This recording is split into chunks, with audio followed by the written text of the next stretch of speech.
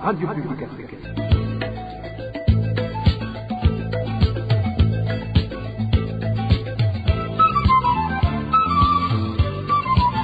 Radio Publique Africaine.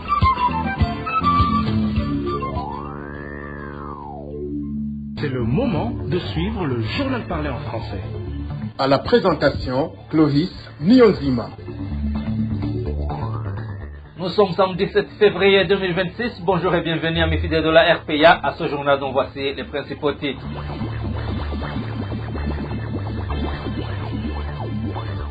De violentes pluies ont provoqué l'effondrement de plusieurs habitations sur la colline Rutunda en commune Isare, causant un lourd bilan humain. Les sinistrés ont été évacués vers des structures de santé, tandis que de nombreuses familles et leurs cultures se retrouvent durement touchées.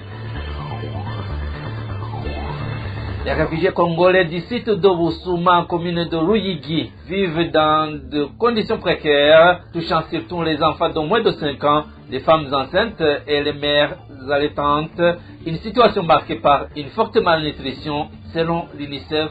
Vous le suivrez dans ce journal. Dans ce journal, vous parlerons également de l'Érythréen Paolo Verde Manot, qui a été élu président de la CECAFA pour un mandat de 4 ans lors des élections tenues ce samedi à Djibouti. Voilà pour le sommaire. Bien bonsoir mesdames et messieurs, tout de suite le développement de ces titres.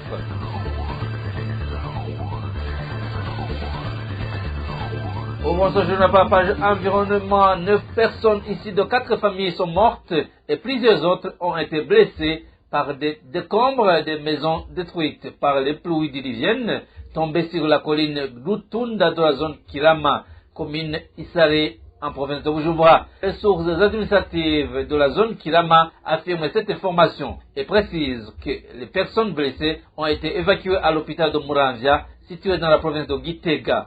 Celles qui se trouvent dans un état critique ont été amenées dans la ville de Bujumbura pour les soins intensifs. Les mêmes sources administratives de la zone Kirama font également savoir que les champs de culture comme le manioc, maïs, les patates douces ont été également endommagés. Plusieurs familles de cette colline de Rutunda sont en situation très difficile actuellement. Et en page société, plus d'un million de personnes au Burundi sont menacées par l'insécurité alimentaire entre les mois de janvier et mars 2026. C'est ce que révèle un rapport récemment publié par la FAO. Selon l'organisation, cette situation est principalement due au changement climatique observé vers la fin de l'année 2025. Le point avec Walter Kwizera. Cette insécurité alimentaire observée au Burundi menace au total 1 014 000 Burundais. Selon la FAO, la situation a commencé au mois de janvier et devrait se poursuivre jusqu'au mois de mars 2026. L'Organisation des Nations Unies pour l'alimentation et l'agriculture explique que les principales causes de cette insécurité alimentaire sont la perte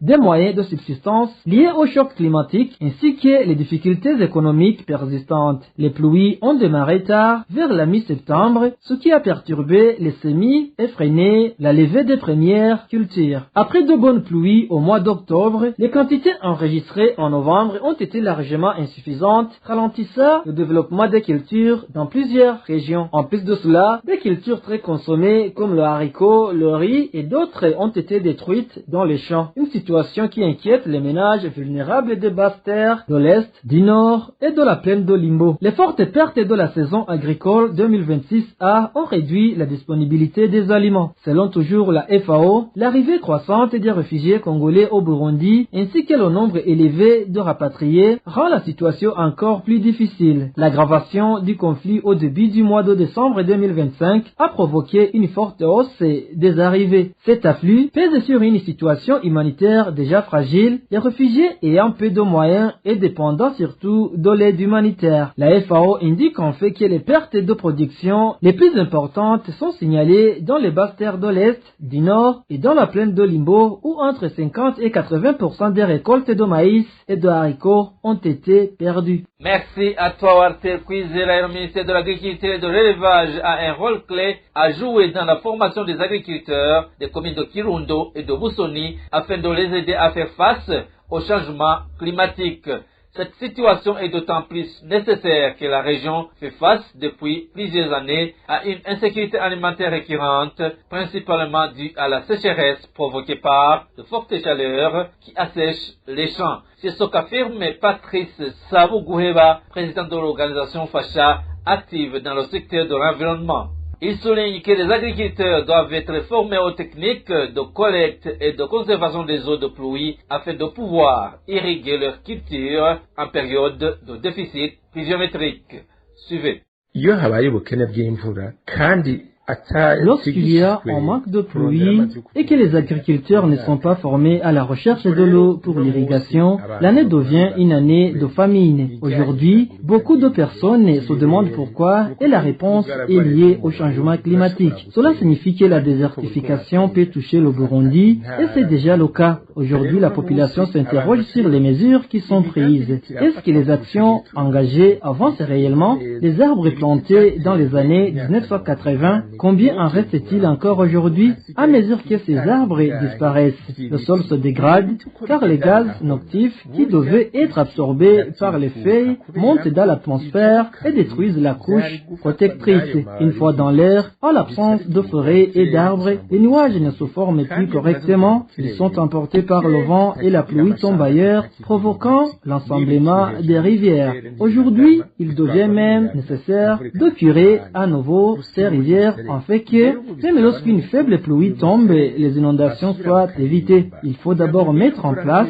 des stratégies de stockage des eaux de pluie afin de les utiliser ensuite quand les précipitations deviennent rares. Les moyens de retenir l'eau de pluie sont nombreux. Il y a aussi les eaux provenant des collines. Lorsque les pluies tardent, il est possible d'apprendre à capter l'eau des rivières ou des marais. Il existe également des eaux souterraines qui peuvent être exploitées par le traitement des puits. Tout cela va de pair avec la protection de l'environnement. Préserver les arbres existants, en planter de nouveaux et dans l'agriculture, privilégier des cultures résistantes à la sécheresse. L'agriculteur ne peut pas agir seul. Les ministères en charge de l'environnement, de l'agriculture et de l'élevage doivent envoyer leurs agronomes sur le terrain pour accompagner les agriculteurs, les encadrer de près et non les considérer comme des personnes à qui l'on demande des pots de vin avant d'accéder à leurs champs. Il faut les soutenir et travailler à leur côté.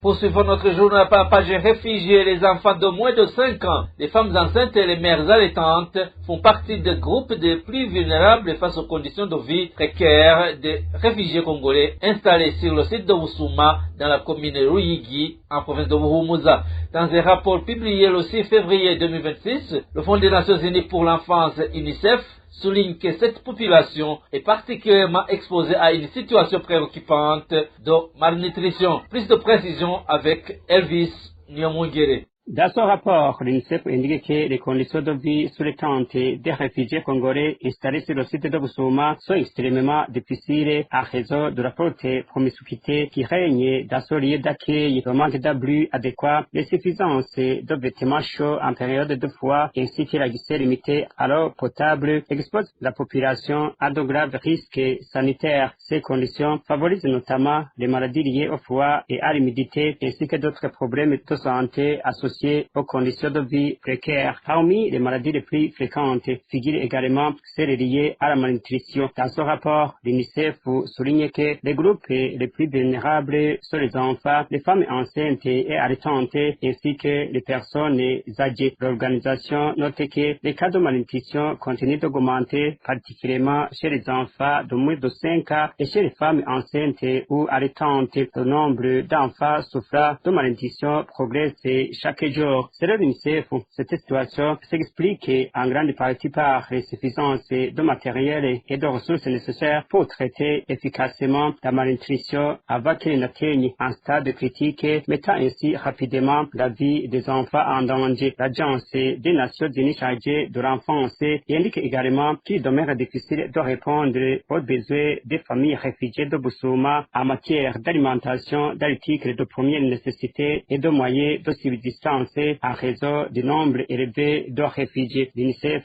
précise que cette prise en charge intervient dans un contexte où les organisations humanitaires au Burundi sont déjà mobilisées sur d'autres urgences. L'organisation évoque notamment l'assistance apportée à prix de 36 000 réfugiés burundais arrivés en février 2025, ainsi que la préparation à l'accueil de plus de 100 000 Burundais en provenance de la Tanzanie. En fait, l'UNICEF souligne que ces organisations font toujours face aux conséquences des inondations dans le pays où de nombreux ménages ont été déplacés. Elles poursuivent les efforts pour aider ces populations à survivre et à subvenir aux besoins de leurs familles malgré ces conditions difficiles. Elvis Nyomongere, les habitants de la province de Burunga demandent à être exemptés des sommes qu'ils versent pour le véhicule qui transporte les malades. Bien que ces citoyens n'aient pas vu l'ambulance depuis un an, ils estiment que ces cotisations sont inutiles. S'y ajoutent les sommes qu'ils versent pour la carte d'assurance maladie CAM, dont ils ne retirent aujourd'hui aucun bénéfice, car aucun médicament n'est disponible lorsqu'ils se rendent pour se faire soigner. Les détails avec Innocent Valentin Singilangabo. Les habitants de la province de Burunga, lorsqu'ils se rendent dans un dispensaire ou un grand hôpital pour se faire soigner, doivent payer 2000 francs par mois, soi-disant pour une ambulance. Or, ces habitants n'ont vu aucune ambulance depuis un an et ils affirment que ces frais mensuels ne leur apportent aucun bénéfice. Ils demandent aux services compétents d'enquêter et de faire le suivi nécessaire concernant l'utilisation de ces sommes mensuelles. Cette ambulance est hors service depuis un an. Pourtant, chaque mois, on nous retire 2000 francs, soi-disant pour son entretien. Ils prétendent qu'il n'y a plus de carburant. Nous demandons donc aux responsables de se rendre dans tous les districts sanitaires de la province de Burunga pour vérifier les comptes bancaires et de s'assurer que l'argent destiné à l'ambulance y est toujours. Ces frais s'ajoutent aux 3000 francs que les citoyens payent pour la carte d'assurance maladie CAM, sans qu'ils n'en retirent également de bénéfices, car il n'y a pas de médicaments quand ils vont se faire soigner. Chaque mois, on nous demande 3000 francs pour la carte d'assurance maladie CAM. Ils cachent ces cartes et pour se faire soigner, il faut payer 10 000 francs de plus. Tout cela présente un fardeau considérable pour la population. Nous leur demandons de faire le nécessaire pour supprimer ces cotisations. À ce propos, nous n'avons pas pu joindre le docteur Jérôme Nyongabo, directeur de la province sanitaire de Burunga, pour obtenir ses explications concernant les plaintes des habitants de la province de Burunga. Merci à toi, Innocent Valentin Singilangabo. En page éducation, l'Université du Burundi met en garde les étudiants qui s'arrogent le droit d'héberger leurs camarades sans y être autorisés. Ils s'exposeront à des sanctions. Cette mise en garde figure dans un communiqué publié ce lundi 3 février par l'Université du Burundi. Dans ce document, le directeur des services sociaux de l'université précise que des sanctions sont prévues à l'encontre de toute personne qui enfreindra cette mesure. Plus de détails avec Eric Nyonzima. Un communiqué souligné par le responsable des affaires sociales de l'Université du Burundi en date du 3 février 2026 informe que lors d'une récente opération de contrôle menée au sein de l'université, un grand nombre de personnes présentes sur le campus ont été identifiées comme n'ayant pas l'autorisation requise. L'Université du Burundi rappelle aux étudiants qu'aucun étudiant n'est autorisé à héberger une autre personne sans avoir obtenu une autorisation préalable. Dans le but de mettre fin à cette pratique, l'Université du Burundi informe que tout étudiant surpris en train d'héberger un autre étudiant ne disposant pas de l'autorisation de résider à l'Université du Burundi sera sanctionné par une amende de 7 000 francs par mois calculée sur la durée de séjour de la personne hébergée au sein de l'université. Dans le cas où il serait constaté qu'un étudiant hébergé une personne qui n'est pas étudiant à l'Université du Burundi, cette infraction sera considérée comme particulièrement grave. L'université précise que le dossier sera alors transmis aux autorités compétentes afin que l'étudiant concerné soit sanctionné conformément aux lois du pays. L'Université du Burundi souligne que l'ensemble de ces mesures a été adopté dans le but de protéger les infrastructures communes et de faciliter de meilleures conditions de vie et d'études pour les étudiants de l'Université du Burundi. En conclusion, le responsable des affaires sociales de l'université rappelle que, compte tenu des capacités d'accueil disponibles, le logement universitaire est exclusivement réservé aux étudiants du cycle de baccalauréat en commençant par les premières années. Les étudiants ne révélant pas de ce cycle ne disposent pas du droit au logement universitaire. Merci à toi Eric Nyonzima. Après une courte pause, nous poursuivons avec la page sportive. RPA. Je vous le disais en titre, l'Érythréen Paulos Veldemanot a été élu ce samedi pour diriger la CECAFA, une association sportive composée de 12 pays pour un mandat de 4 ans dans des élections qui se sont déroulées à Djibouti. Paulos a été élu par acclamation car il était candidat unique après le retrait de candidature d'Alexandre Muyenge du Burundi et Magogo Assim de l'Ouganda. Son nouveau président remplace Alexandre Muyenge qui dirigeait la CECAFA de façon intérimaire. Le vice-président élu est le Somalien Ali Saïd Ali. Après ces élections, il est prévu la mise en place des commissions et du calendrier des compétitions futures de la CECAFA. Nous y reviendrons. Et voilà, chers auditeurs, c'est par ici que nous clôturons le journal en français de ce samedi 7 février 2026. Merci pour votre aimable écoute. Merci également aux équipes rédactionnelles et techniques pour leur franche, parfaite collaboration. Et à la présentation de ce journal, vous étiez avec Clovis Nyonzima. Bon week-end chez vous. Au revoir.